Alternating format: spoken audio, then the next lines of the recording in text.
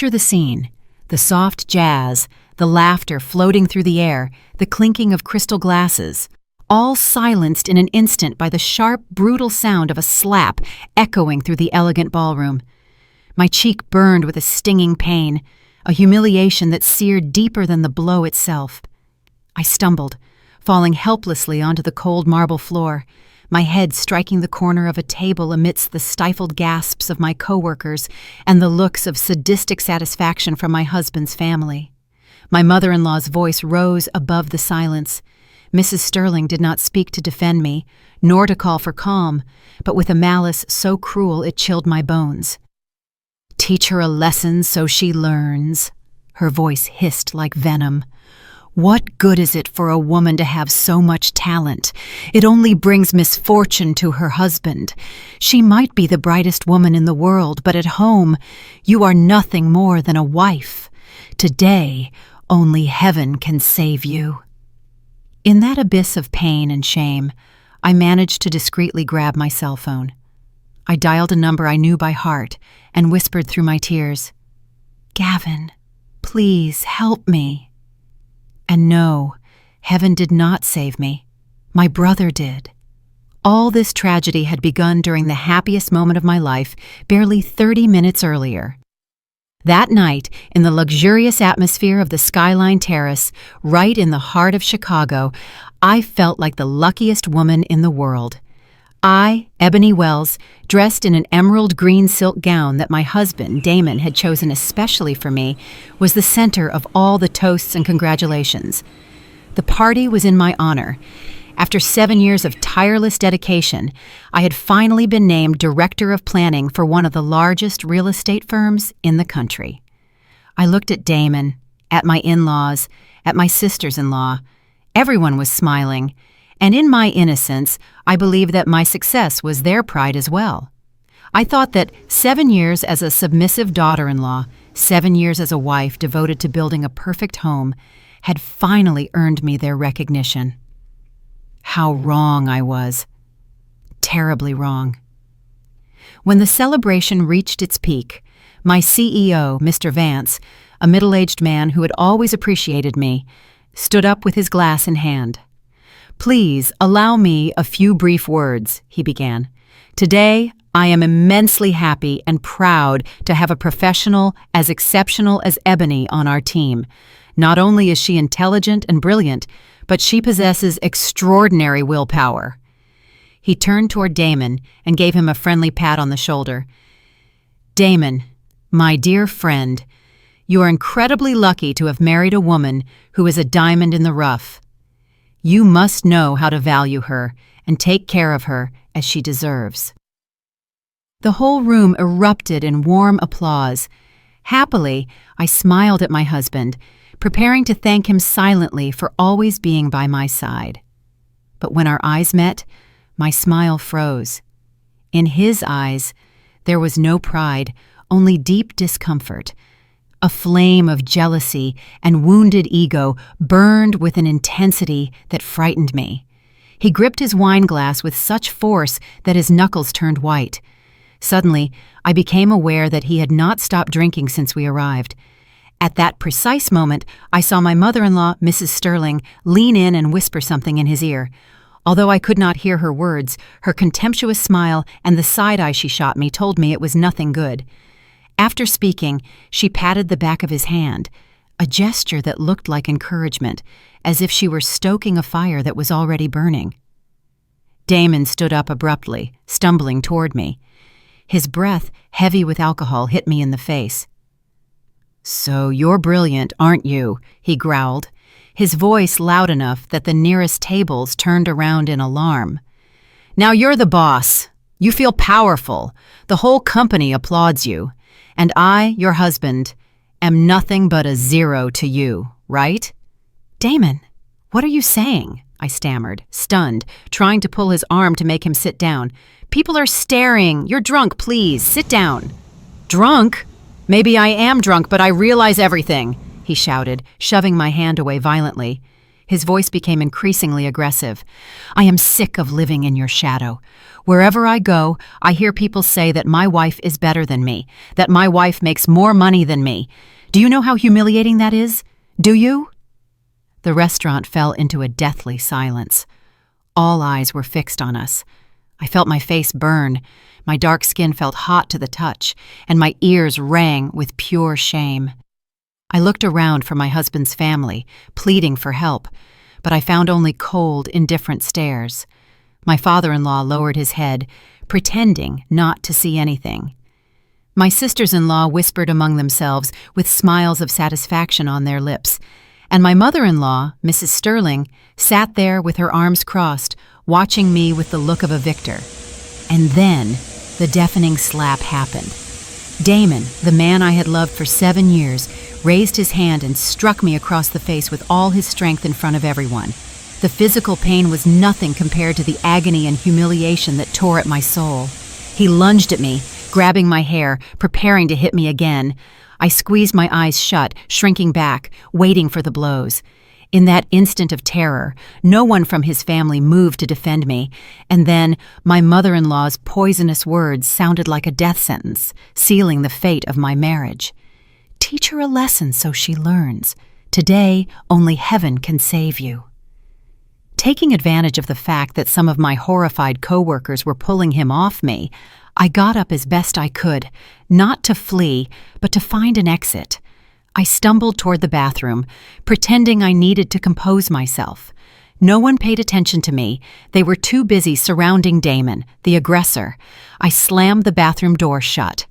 I fell to my knees, sobbing silently.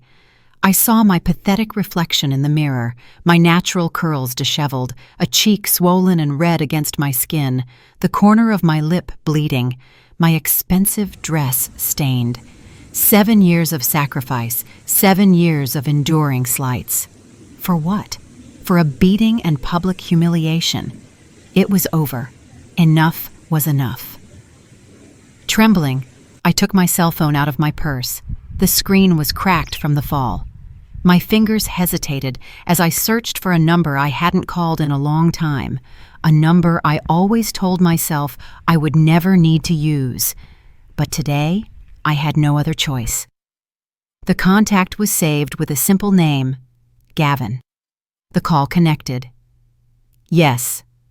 A deep, serene male voice sounded on the other end, a voice that had always conveyed a sense of absolute security to me. I couldn't hold it back anymore. The tears flowed uncontrollably. I tried to whisper for fear that someone outside might hear me. "Gavin, help me!" The terrible drama at my promotion party was only the beginning. Who is this mysterious brother named Gavin? What will he do to save Ebony? And how will she respond to her husband's brutality and the cruelty of his entire family? Everything will be revealed. Embezzlement. Damon. How could those two words be in the same sentence? He was an abuser, a coward consumed by insecurity, but embezzling money from the company? I simply couldn't believe it. And yet, who was the sender of that anonymous message that had appeared on the new phone Gavin had given me? How did they know about Damon's problems, and why were they contacting me right at this moment? Was it another trap by his family, a conspiracy to blame me for something else? Just at that moment, the doorbell rang. I started, looking at the door in panic, but then I remembered Gavin's words. "Someone will come to check your injuries." I peeked cautiously through the peephole. A middle-aged woman in a white coat and glasses, looking kind, was waiting outside. I breathed a sigh of relief and opened the door hesitantly.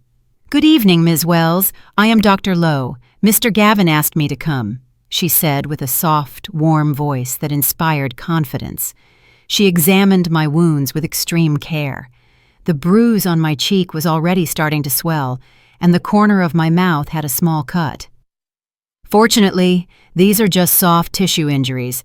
The bones are not affected," the doctor said after the examination. "However," she added, lowering her voice, "I noticed you have some older bruises on your arms and shoulders. It seems this is not the first time."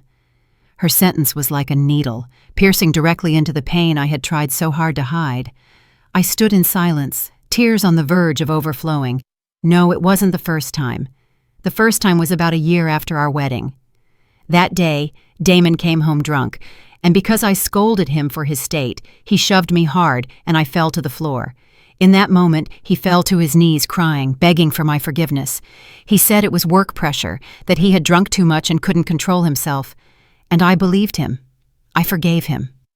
Then there was a second time, and a third, and many more. The excuse was always the same. I drank too much. I'm under a lot of stress. I didn't mean to.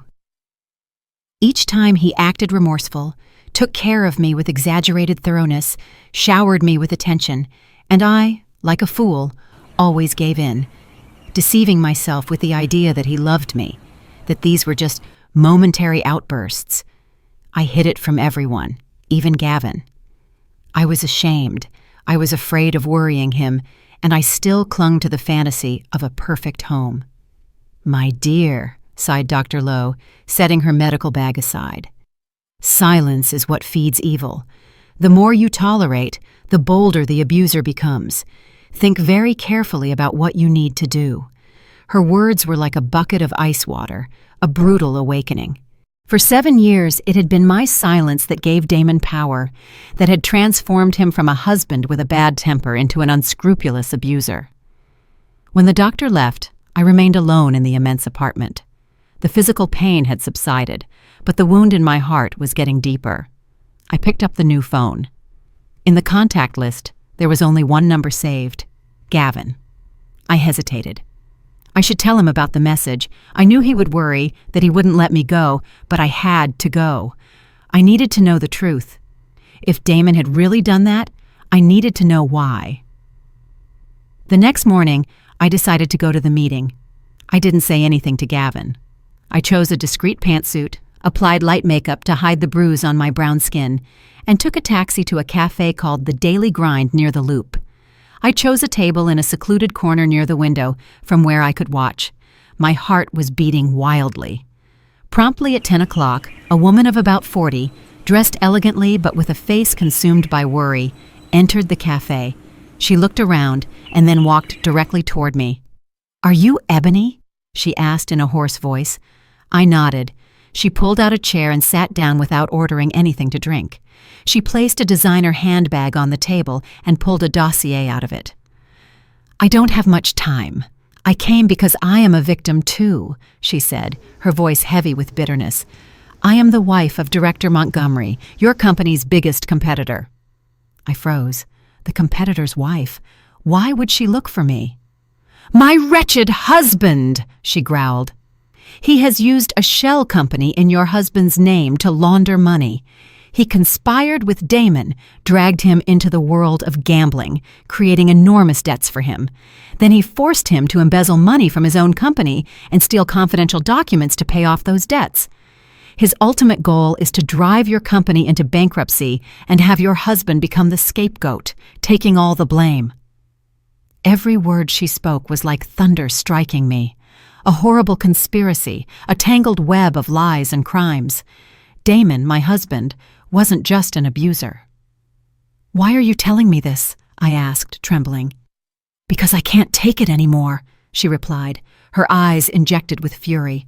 "Not only has he betrayed me, but he is trying to steal my family's entire fortune to sink it into that bottomless pit. I have gathered enough evidence to report him. But I need your cooperation.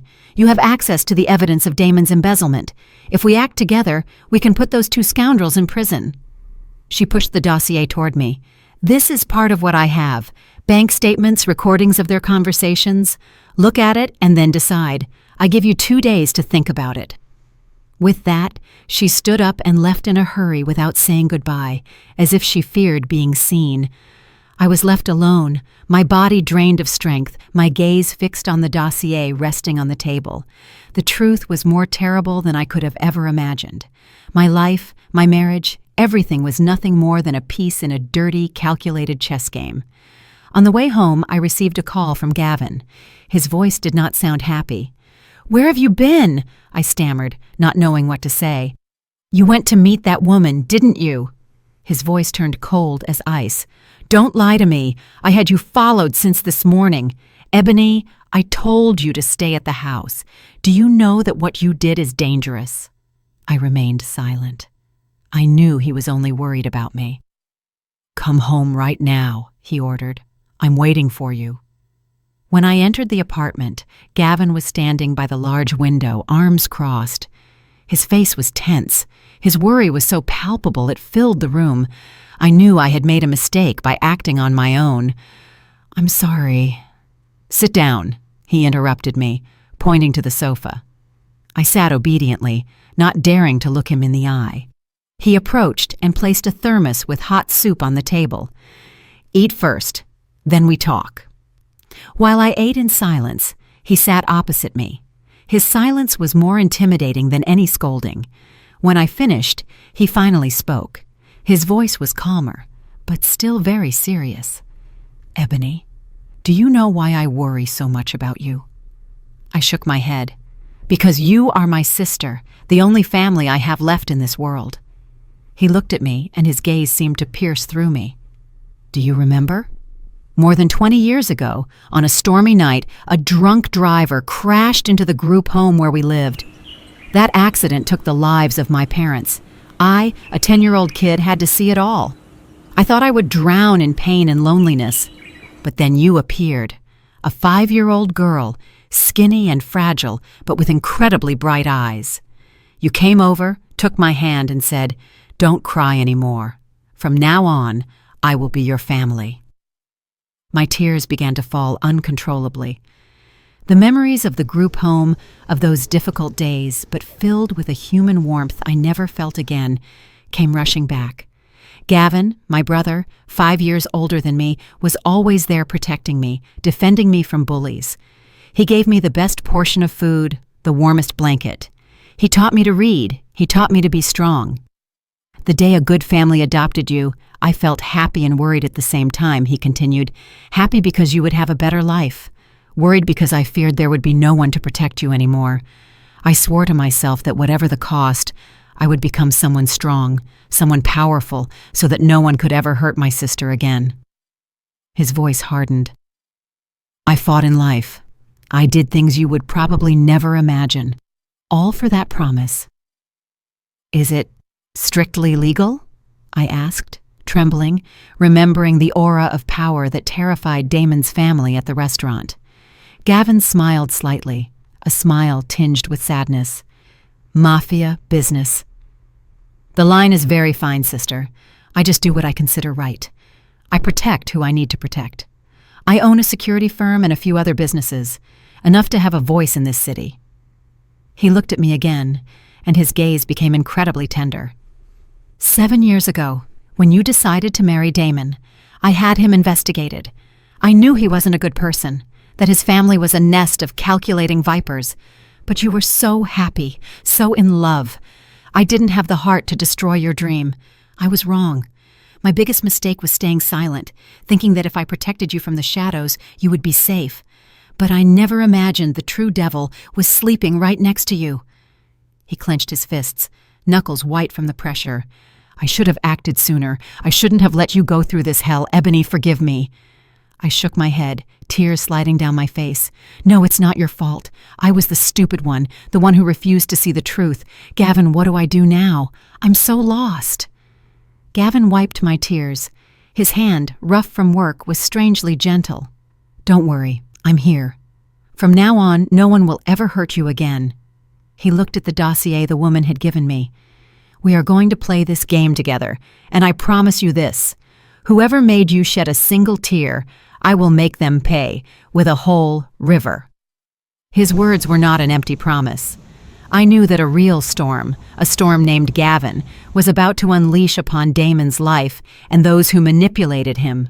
But there was something Gavin didn't know, that in the eye of that storm hid another secret, a secret related to his own past, a secret my enemy guarded as his last ace up his sleeve. After the disastrous promotion party, Damon's family seemed to keep a sepulchral silence. Damon didn't call, didn't send messages. I thought maybe they were scared by Gavin's appearance, but I was too naive. Their silence was just the calm before a much more poisonous attack. 2 days later, while I was at Gavin's apartment, a wave of notifications began to flood my new phone. My name, Ebony Wells, suddenly became a trending topic on all social media platforms. Dozens of articles with sensationalist headlines appeared out of nowhere.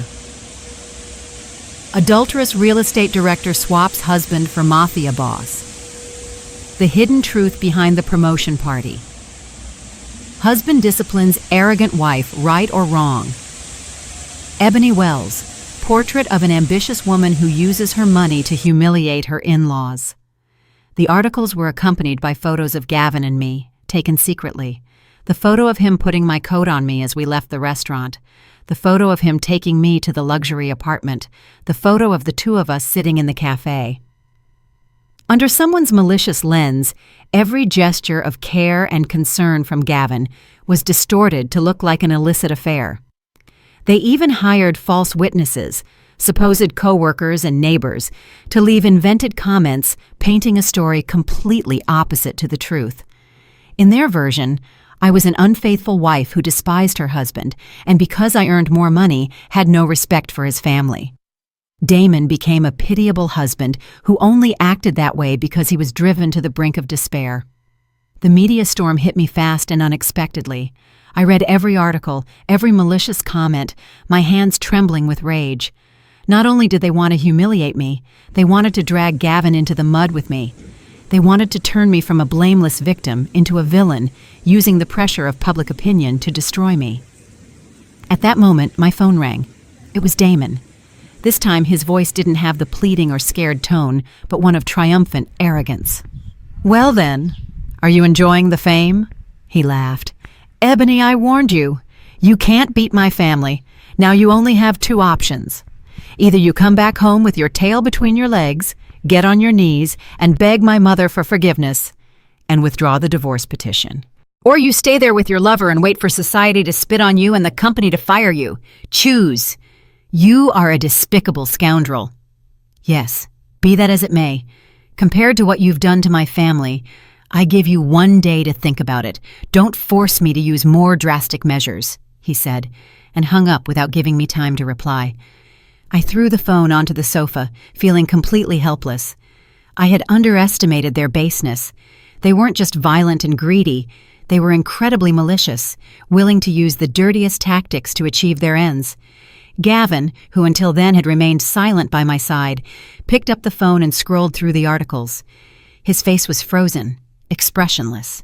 But I knew that beneath that calm, a tsunami of fury was forming. "They've crossed the line," his voice deep and dangerous. "I was going to let you resolve this, let the law speak, but it seems there is trash that cannot be cleaned up with conventional methods." He picked up his own phone and dialed a number. "Cyrus, investigate all the accounts that have posted and commented defaming Ebony. Find the IP addresses. Find out who is behind this. I give you half an hour," he ordered, his voice charged with unquestionable authority. "Oh, and one more thing. Bring the car around. We have work tonight."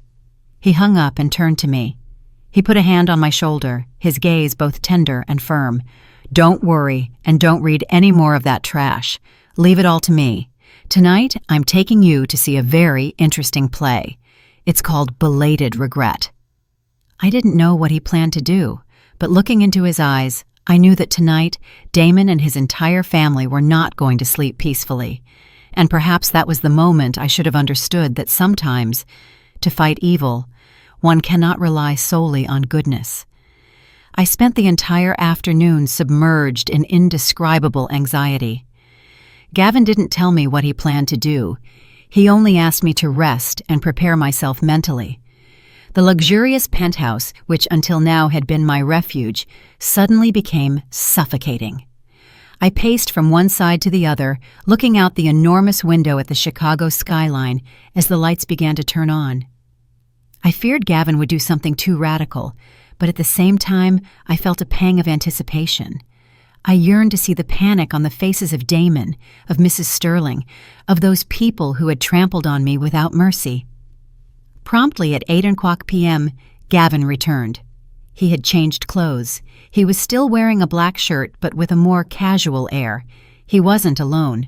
Behind him was Cyrus, his loyal assistant, with a laptop in his hand. "Let's go, sister," Gavin said, his voice as serene as if he were inviting me for a walk. "Where are we going?" "To the theater." "To see a play?" He winked at me, a gesture loaded with subtext. The black Mercedes glided us once more through the night, but this time the destination was not a safe place, but the very lion's den. The car stopped in a narrow alley a few dozen yards from the house I once called home. From there, I could see the light filtering through the living room window. Probably the whole family was gathered there, gloating over the media victory they had just orchestrated. "Stay here in the car. You'll be safe. You'll be able to see everything through this screen." Gavin handed me a tablet. The screen showed live images from a micro camera camouflaged as a button on his shirt. "I don't want you to have to face them right now." With that, he and Cyrus got out of the car and walked silently toward the house. I stayed in the vehicle with my heart racing, eyes glued to the screen. I saw that Gavin didn't ring the doorbell, but used a professional tool to pick the lock with astonishing smoothness and speed. They entered the house like two shadows. Through the camera, I saw Damon's entire family sitting in the living room. Damon, Mrs. Sterling, and the sisters-in-law were all looking at their phones, reading the defamatory articles about me and laughing out loud. "You see? I told you so," rang Mrs. Sterling's strident voice. "A couple of articles and we leave her in the dirt. I want to see if that stupid little woman dares to be so arrogant again." "I already called her, Mom," said Damon triumphantly. "I gave her a day to think about it. If she doesn't crawl back here tomorrow begging for forgiveness on her knees, she's going to find out what's what." At that exact moment, Gavin and Cyrus emerged from the darkness. "No need to wait until tomorrow." Gavin's deep, cold voice rumbled in the noisy living room. The whole family spun around, startled. Upon seeing Gavin, the smiles froze on their faces. The air of victory vanished, replaced by undisguised fear. How did you get in here?" stammered Damon, pale as a sheet. Gavin didn't answer. He simply sat calmly on the sofa opposite them, crossing his legs. Cyrus remained standing behind him, placing the laptop on the table. Gavin's gaze swept over each member of the family, a frigid stare that sent shivers down their spines. "I heard you like playing with the media a lot, isn't that right?" began Gavin, his voice quiet but heavy. "You like hiring people to write articles. You like inventing stories, staining the honor of others." "What are you talking about? I don't understand anything." Mrs. Sterling tried to maintain composure, but her voice trembled. "You don't understand." Gavin smiled with disdain and signaled to Cyrus. Cyrus opened the laptop. The screen lit up, showing a series of personal data, photographs, and even private conversations. Leocadia Sterling, 62 years old, addicted to casino slots, currently owes $5,000 to the neighbor in 3B. Damon Sterling, 35 years old, has lost more than $80,000 in online gambling in the last 6 months. A group of loan sharks is looking for him. Clara, Beatrice. Gavin read aloud information about each of them, from the smallest secrets to the darkest stories they tried to hide. The more they heard, the paler they became. "All this information," Gavin pointed to the screen. "With a single click from me, tomorrow it will be all over the internet with all the evidence. Let's see then who is left in the dirt." "You wouldn't dare," growled Damon, trying to recover a shred of dignity. "I wouldn't dare?" Gavin jumped up and walked over to him. He didn't raise his voice. He just leaned into his ear. His voice was a whisper that the camera captured perfectly. "You dared to hit my sister. You dared to make her cry. You know, no one who has done that has ever managed to sleep in peace again." He pulled away, took a stack of photographs from his pocket, and threw them onto the table. They were photos of unfriendly-looking men. "The group of loan sharks you owe money to, they are my subordinates. What do you think will happen if I tell them to come pay a courtesy visit to the whole family tomorrow?" Damon shook uncontrollably and collapsed to his knees on the floor. He knew he had messed with the wrong person. The entire family kept absolute silence. No one dared to say a word. The play was over. Gavin hadn't needed a single punch. Just with information and psychological intimidation, he had completely crushed their arrogance. "Delete all those articles immediately," he ordered, "and prepare to go to court. My sister wants to play by the rules, and I'm going to respect that, but don't ever test my patience again." With that, he turned around and, together with Cyrus, walked out as calmly as he had entered, leaving behind a family plunged into absolute fear and despair. I, in the car, had seen everything through the screen, my heart still beating at 1,000 miles an hour. Gavin's show of force had been too effective, too implacable, but it also filled me with immense satisfaction. When Gavin returned to the car, his face had already recovered its usual calm. He started the engine. "It's done. From now on, they won't dare do anything else. The rest is in your hands and the lawyers." On the drive back, silence settled between us. I knew that because of me, Gavin had done things that bordered on the limits of the law. I felt moved and a little worried. "Gavin, No need to say anything," he interrupted. "My job is to protect you. Yours is to be strong and fight for what is yours. Understood?" I nodded, an indescribable emotion filling my chest. The next morning, just as Gavin had said, all the defamatory articles about me on social media disappeared without a trace. Damon's calls also ceased. His family seemed to have evaporated from my life. Calm returned, but it was only the calm before an even greater battle, the legal one. I started working with a lawyer Gavin recommended, a brilliant and sharp woman named Attorney Hart, to prepare the divorce lawsuit and the division of assets. Attorney Hart analyzed all the evidence I had, the medical reports of my injuries, the recordings and messages, and the dossier on the money laundering conspiracy involving